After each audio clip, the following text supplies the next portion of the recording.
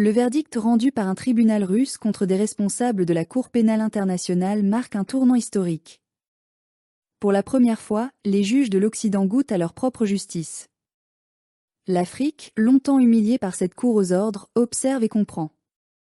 La CPI n'est plus le symbole du droit universel, mais celui de la domination des puissants et le monde, enfin, commence à le lui rappeler.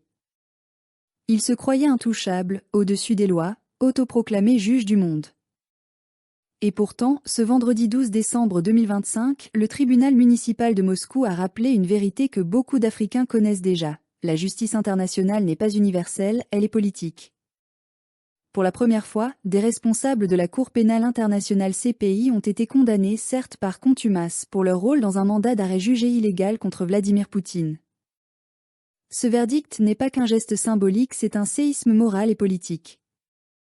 Il révèle ce que nous, Africains, dénonçons depuis des décennies. La CPI n'est pas une cour de justice, mais un instrument de domination au service des puissances occidentales.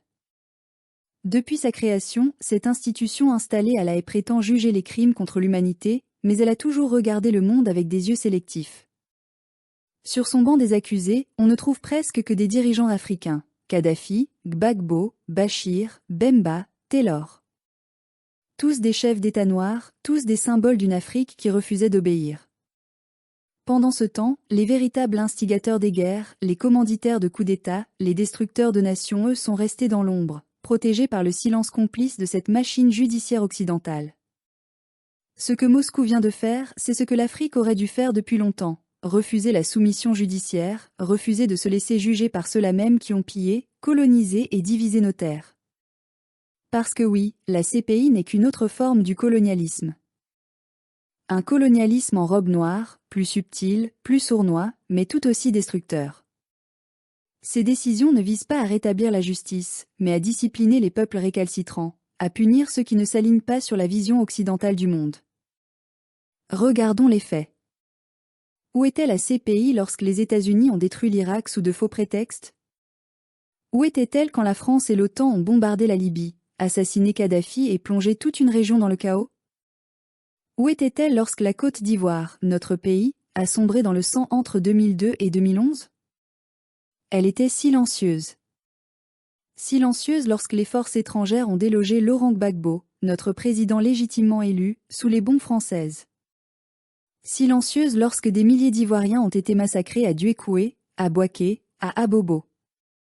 Silencieuse parce que les coupables appartenaient au bon camp, celui des alliés de l'Occident. Mais quand il s'est agi d'arrêter Gbagbo, la CPI a su se réveiller. Elle a su instruire un dossier vide, fabriqué, construit sur des témoignages biaisés et des preuves inventées. Elle a enfermé un homme pendant 8 longues années avant de l'acquitter, prouvant ainsi son propre mensonge. Et après cet acquittement historique, qu'a-t-elle fait? Rien. Elle n'a pas rouvert le dossier pour juger les vrais responsables. Elle n'a pas convoqué ceux qui ont bombardé Abidjan, ni ceux qui ont financé la rébellion de 2002. Elle a simplement tourné la page, comme si les morts ivoiriens n'avaient jamais existé. C'est cette hypocrisie que le verdict de Moscou met aujourd'hui à nu. Car lorsque la Russie réplique à l'arrogance judiciaire de l'Occident, ce n'est pas seulement une bataille entre puissances, c'est un acte de résistance contre un système international corrompu jusqu'à la moelle. Ce système qui prétend défendre le droit, mais ne fait que protéger les intérêts de Washington, Londres, Paris ou Bruxelles. La CPI, dans sa structure même, n'est pas indépendante. Elle est née des accords signés par des États occidentaux qui n'ont jamais voulu s'appliquer à eux-mêmes les lois qu'ils imposent aux autres. Les États-Unis, par exemple, n'ont jamais ratifié le statut de Rome. Ils refusent que leurs soldats ou leurs dirigeants soient jugés, mais ils soutiennent les poursuites contre des Africains. Quelle justice est-ce là, sinon une parodie de justice? La CPI ne juge que les faibles, jamais les puissants. Elle ne condamne que les dominés, jamais les dominants. Et voilà pourquoi ce jugement russe est une brèche dans leur mur de mensonges. Il montre que le monde change, que la peur s'effrite, que la justice unilatérale de l'Occident n'est plus acceptée sans contestation. Aujourd'hui, Moscou ose faire ce qu'aucun pays africain n'a encore osé faire, mettre en accusation ceux qui prétendent incarner la morale universelle. Et cette audace doit nous inspirer. Parce que l'Afrique, elle aussi, a des comptes à demander à la CPI. Nous devons exiger que cette Cour rouvre les dossiers des guerres orchestrées par les puissances occidentales sur notre sol.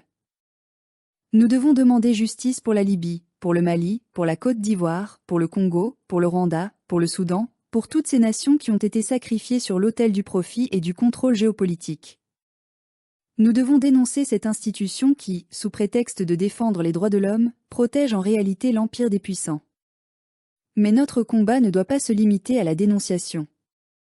Il faut construire une alternative. Une véritable cour africaine de justice, indépendante, ancrée dans nos valeurs, nos réalités, notre conception de la dignité humaine. Une cour qui jugerait tous les crimes, y compris ceux commis par les forces étrangères sur notre sol. Une cour qui ne craindrait pas de dire que les vrais criminels ne sont pas toujours les Africains en uniforme, mais parfois ceux en costume-cravate qui signent des contrats depuis Paris, Londres ou Washington. Le monde est en train de basculer. L'ère du monopole moral de l'Occident touche à sa fin. L'Afrique n'est plus seule. Elle a des alliés, la Russie, la Chine, les BRICS, qui lui tendent la main non pas pour la dominer, mais pour lui permettre de se redresser. Et c'est cela que redoutent les puissances occidentales, une Afrique consciente, souveraine, alignée sur un monde multipolaire où la voix des peuples vaut autant que celle des anciens empires.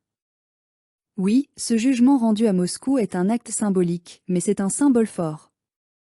C'est une révolte contre la justice à deux vitesses, contre la manipulation du droit international. C'est un message adressé à la CPI, vous n'êtes plus les seuls à juger. Et demain, d'autres nations suivront cet exemple. Peut-être un jour, un tribunal africain osera-t-il, à son tour, condamner ceux qui ont bombardé nos villages, volé nos richesses et déstabilisé nos États. Nous ne voulons pas d'une justice de revanche. Nous voulons une justice de vérité. Une justice qui rétablisse la mémoire, qui reconnaisse les souffrances de nos peuples, qui réhabilite nos leaders trahis et humiliés. Une justice qui dise enfin ce que tout le monde sait, que le vrai crime, en Afrique, c'est d'avoir voulu être libre. Le temps de la soumission judiciaire est terminé. Le monde n'appartient plus à ceux qui jugent selon leurs intérêts. L'Afrique doit s'affranchir de cette tutelle, refuser cette parodie de droit, construire sa propre voie. Nous devons le faire non pas contre les autres, mais pour nous-mêmes, pour nos enfants, pour notre dignité retrouvée. Car la vérité, c'est que l'histoire finit toujours par rendre son verdict. Et ce verdict-là, quand il tombera, ne sera pas signé à La Haye. Il sera écrit à Abidjan, à Bamako, à Ouagadougou, à Moscou, à Pékin, partout où des peuples refusent encore de plier.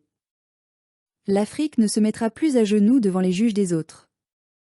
Le monde change et avec lui, la justice doit changer aussi.